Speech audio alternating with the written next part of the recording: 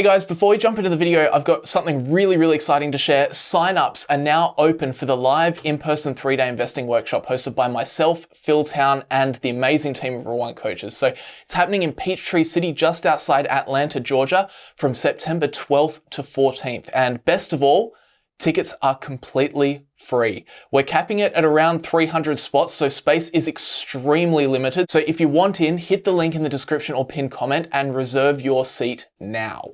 Bill Ackman has recently made one of the boldest moves of his investing career, placing a massive new bet on a company that, until relatively recently, has been the laughing stock of investing circles. A massive company used by millions, operating around the world, but one that unfortunately just couldn't make money. And the size of Ackman's investment? Well, it's a staggering $2.3 billion, and it wasn't a slow build. Practically overnight, the position rocketed straight to the #1 spot in his portfolio, making it not only Pershing Square's largest holding, but also one of the biggest bets Ackman has ever made. And the company? It's not some obscure up-and-comer. It's a brand you probably use regularly in your day-to-day life, and that company is Uber. In February, Ackman took to Twitter to reveal that Pershing Square had acquired 30.3 million shares, roughly 1.4% of Uber's total outstanding stock. And he didn't mince words. In the announcement, Ackman heaped praise on Uber's CEO, Dara Khosrowshahi, calling Uber one of the best managed and highest quality businesses in the world. But more importantly to us, he also said he believes the stock can still be purchased at a massive discount to its intrinsic value. In other words, this isn't just a bet on a rideshare app, it's a bet on what Ackman sees as a world-class business hiding in plain sight. So in this video, we're going to break down exactly why Bill Ackman went so big on Uber, what he sees in the business, what risks he might be ignoring, and whether this could end up being one of his all-time greats or another one of Bill's cautionary tales. Our next guest is Pershing Square CEO Bill Ackman. He is one of the most provocative and interesting investors in the country. What I do for a living is find those rare companies that you can kind of predict what they're going to look like over a very long period of time. You have become one of the most influential, polarizing voices. His motto is to make a bold call nobody else believes in. We talked about some of the big wins, but you said there were some big losses. So what's the biggest loss of your career? Biggest loss of my career is a company called Valiant Pharmaceuticals. The only person who can cause you more harm than a thief with a dagger is a journalist with a pen. Bill Ackman is the billionaire founder of Pershing Square Capital Management, a hedge fund known for making big, concentrated bets. He doesn't run a portfolio of 50 different stocks like some of the other super investors. He typically holds fewer than 10 positions at a time, and he goes in heavy when he sees an opportunity. It's a high conviction, high stakes style of investing, and over the years, it's led to some legendary wins and a few infamous blow-ups. On the win side, he's best known for turning around Chipotle after its food safety crisis, making billions on Canadian Pacific Railway, and more recently backing Universal Music Group before it went public. But he's also had his fair share of losses, most notably his failed short of Herbalife and the disastrous $4 billion investment in Valiant Pharmaceuticals. We've had one problem.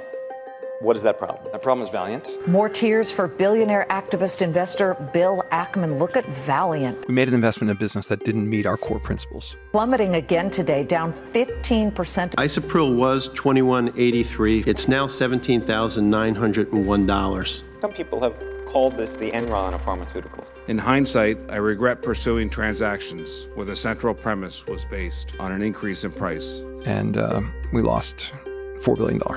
$4 billion. Yeah.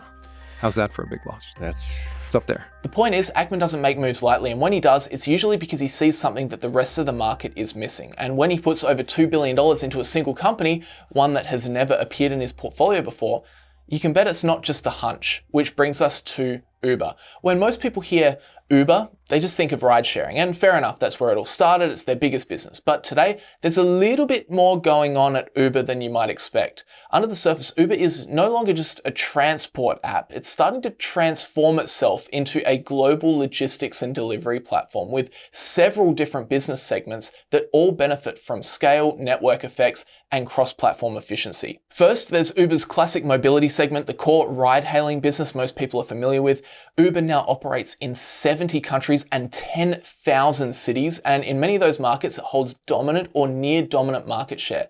That kind of scale usually gives Uber pretty decent pricing power and also operational leverage. As demand increases and more drivers join the network, the business becomes more efficient, something that Ackman would no doubt see as the key long-term advantage. And with cities returning to normal post-COVID, the segment has been bouncing back strongly. But then, on top of that, you've also got Uber Eats, which has become a major pillar of the business in its own right. What started as a pandemic-era side hustle is now one of the largest food delivery services in the world. And it's not just meals anymore. Uber is expanding into grocery delivery, convenience items, and even alcohol.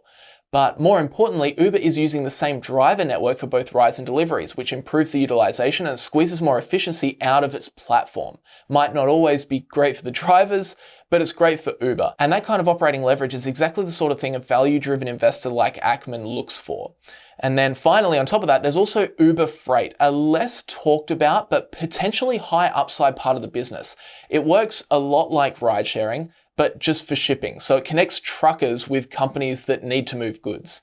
It's not profitable yet, and Uber has pulled back in some areas to focus on margins, but the long-term optionality in this segment is quite significant. And Ackman has a history of investing in businesses that have levers for growth not fully appreciated by the market. But what's most interesting though, is just how Uber's financial profile has turned around in recent years. For the longest time, Uber was basically a running gag on the Young Investors podcast. Anytime Hamish and I needed an example of a big name company burning money faster than it could earn it, Uber was the go-to punchline. Need $1 billion loss fast?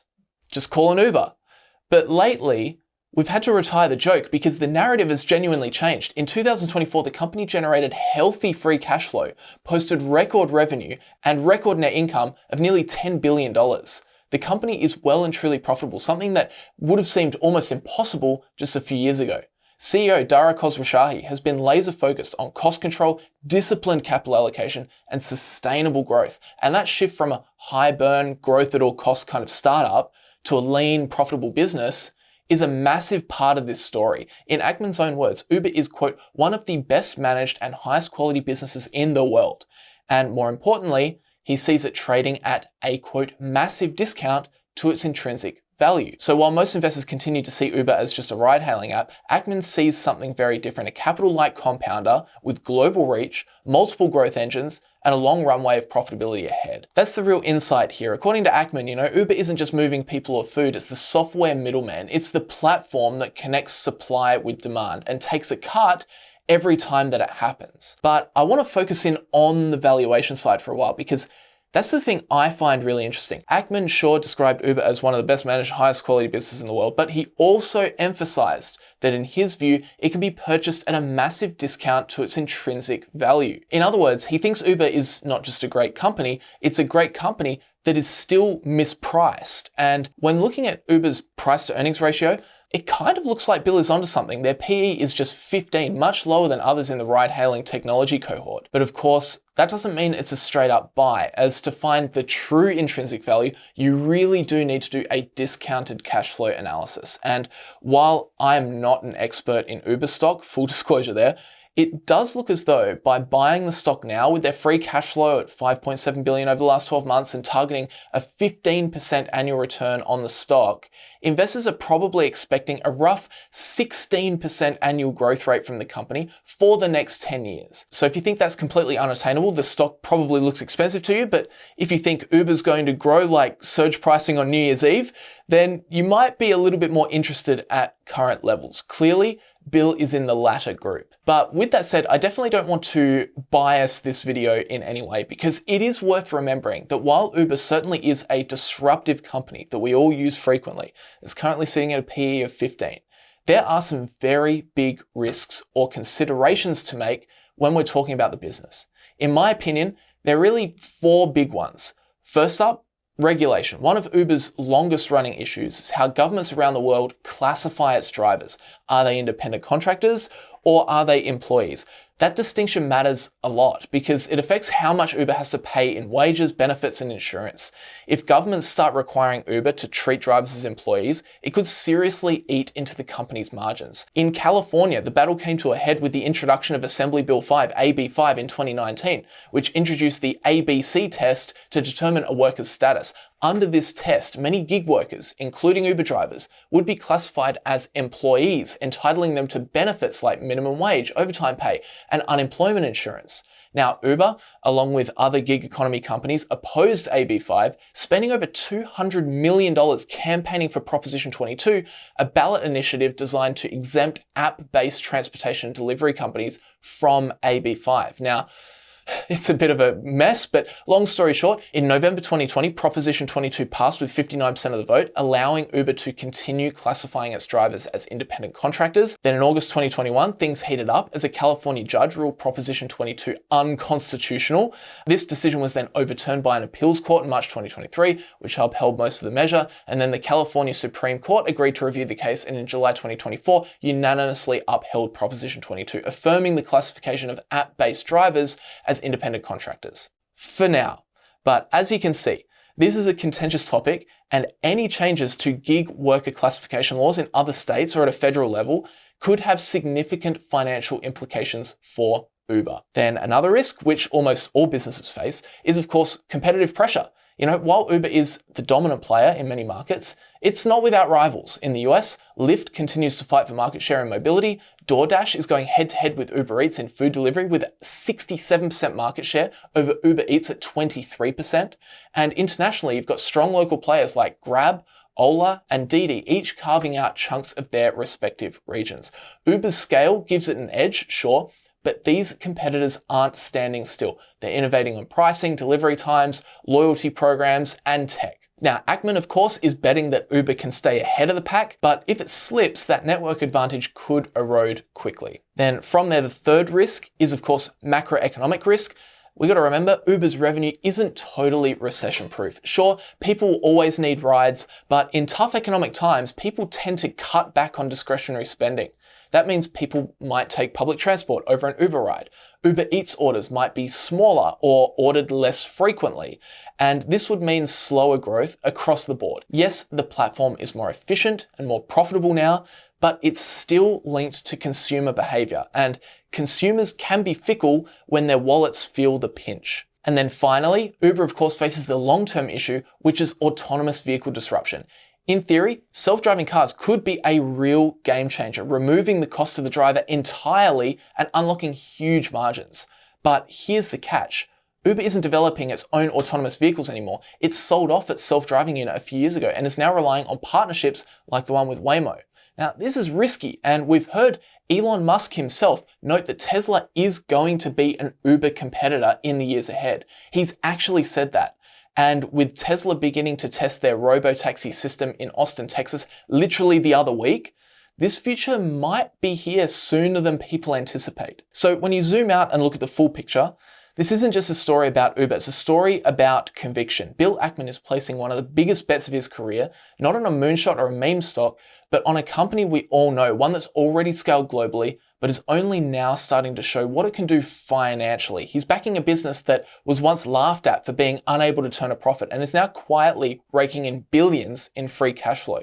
A company that's gone from growth at all costs chaos to one of the most operationally disciplined platforms in tech. In his eyes, Uber isn't just a turnaround story, it's a mispriced compounder that's hiding in plain sight.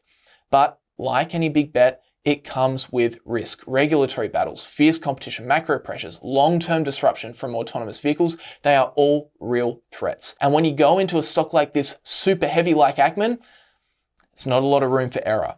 Still, one thing's clear, when someone like Bill Ackman puts $2.3 billion behind a single idea, it's definitely worth paying attention. Not necessarily to copy him, but to ask the same question he's asking. What is the market missing here? So what do you think? Let me know down in the comment section below. And before I sign off, a reminder, if you want to come along to the live in-person 3-day investing workshop with myself, my investing idol Phil Town, and you want to learn the Warren Buffett strategy with a bunch of like-minded people, this is the time. September 12th to 14th, Friday, Saturday, Sunday. People come from across the world to attend Phil's workshops, so please come along, get involved, come hang out, come meet up with us. Opportunities like this, honestly, they don't happen very often, and the ticket is free. The event will be held at the Hilton Peachtree City Hotel and Conference Center. It's just outside of Atlanta, Georgia. So please, if you want in, check out the link in the description and pinned comment, and I'll see you in September. But apart from that, please like the video if you did enjoy it, and I'll see you guys in the next one.